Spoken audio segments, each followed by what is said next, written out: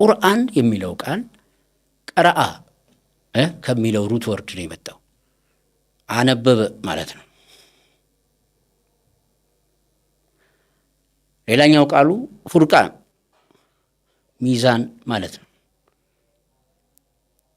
የመጀመሪያው የቁርአን 5 አንቀጽ ኢቅራ ብሎ አንብብ ለማን? ማንበብ ለማይችል ነብይ። እንዴ ጎበዝ፣ ሌትስ ዌክ አፕ። ማንበብ የማይችል ነብይ አንብብ ለምን ተባለ? አረ ማንበብ አልችልም እያሉ ኢቅራ አንብብ።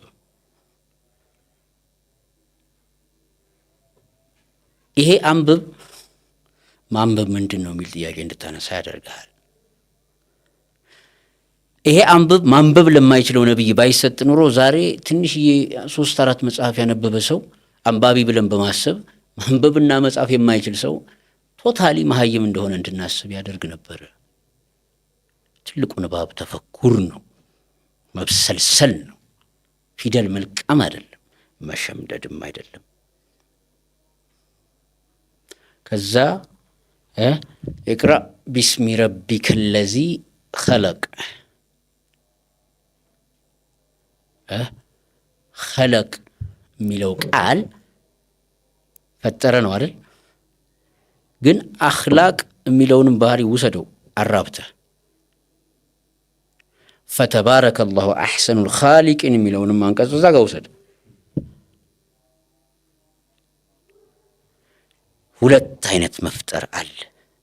አየው ኢቅራ ቢስሚ ረቢከ ለዚ ኸለቅ ኸለቀል ኢንሳነ ሚን ዐለቅ። ባዮሎጂካል መፍጠር የፈጠረ ጌታ አለ። ሳይኮሎጂካል መፍጠርም አለ። ባህሪ አኽላቅ። ኢቅራ ቢስሚ ረቢከ ለዚ ኸለቅ ኸለቀል ኢንሳነ ሚን ዐለቅ። ኢቅራ ወረቡከል አክረም። ከዛ ምን እንደሚለው الذي علم بالقلم መጨረሻ علم الإنسان ما لم يعلم። አለቀ።